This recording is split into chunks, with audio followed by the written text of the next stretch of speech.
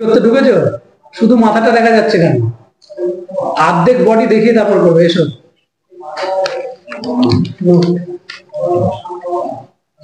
ধন্যবাদ। অর্ধেক মাথা কেন দেখা? শুধু মাথাটা কেন দেখাবে? বডিটার কিছুটা অংশ দেখাতে হবে। ঠিক আছে?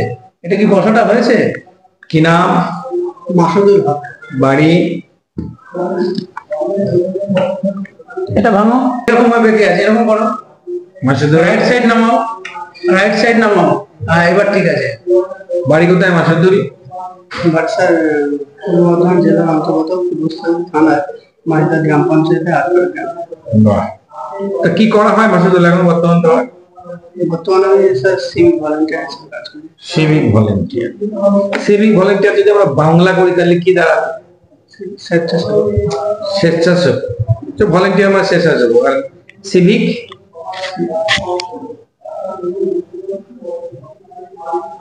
সিভিক মানে সাধারণ। সাধারণ স্বেচ্ছাসেবক। সিভিল মানে সাধারণ, সিভিক মানে কি হয় এটা? তা তুমি কত সালে পাস করেছো? BA pass 2013। কোন কলেজ থেকে? কাটোয়া কলেজ থেকে। কাটোয়া কলেজটা কত সালে স্থাপিত হয়েছে? 1948 সালে। 1948।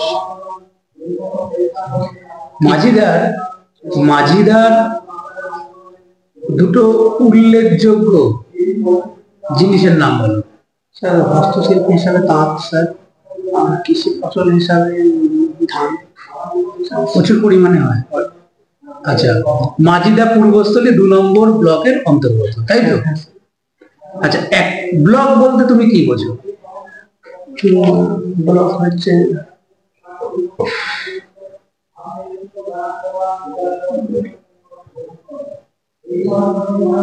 অর্থাৎ ব্লকের ডেফিনিশন। ব্লক কাকে বলে? ব্লক কি? কি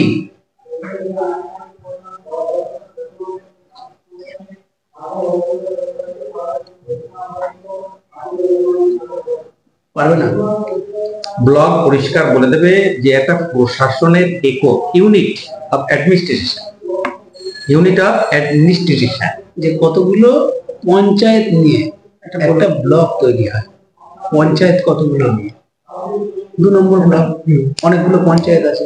এবার যদি বলা হয় একটা পঞ্চায়েত বলতে কি, পঞ্চায়েত কাকে বলে? কতগুলো গ্রাম নিয়ে। হ্যাঁ, কতগুলো গ্রাম নিয়ে একটা পঞ্চায়েত গঠন হয়। তেমন কতগুলো পঞ্চায়েত নিয়ে একটা ব্লক গঠন হয়। এই প্রশাসনিক কাজের সুবিধার্থে এই ভাগগুলো। পঞ্চায়েতের গোলক কি আর গঠন একটু আলাদা। কি বলতে বোঝায়? প্রশাসনিক একক, প্রশাসনের যে বিভিন্ন স্তর আর একটা স্তর।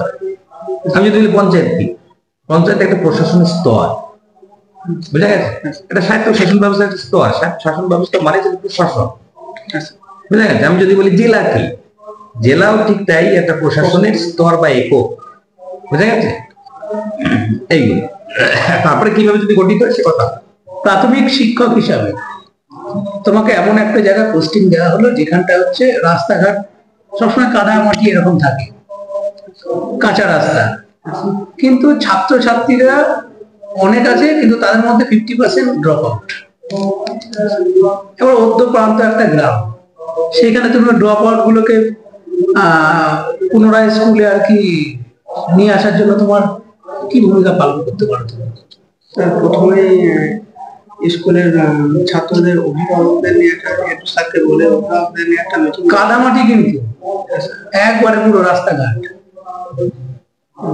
প্রথমে পঞ্চায়েত লেভেলে পঞ্চায়েত প্রধানকে বলে রাস্তাঘাট উন্নয়নের ব্যবস্থা করার কথা বলতে হবে হেডমাস্টারকে বলে।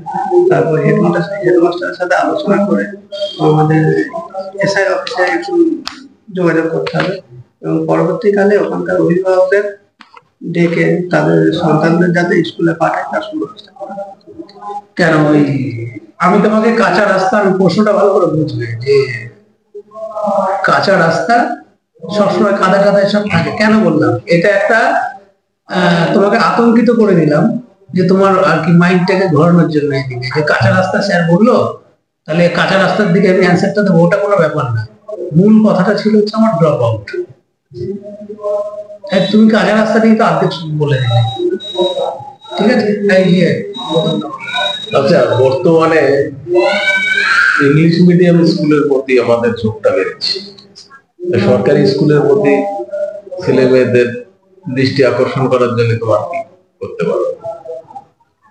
সরকারি স্কুলগুলো ডেভেলপমেন্টের দিকে নজর রাখতে হবে, সেখানেও যাতে ইংলিশের প্রতি উন্নতি হয়, বা কাঠামোগত পরিকাঠামোগত দিক থেকে স্কুলগুলোর তুমি এটা অপ্রকৃত ঘটনা উদাহরণ অপরকিত বংশগুলো 7-5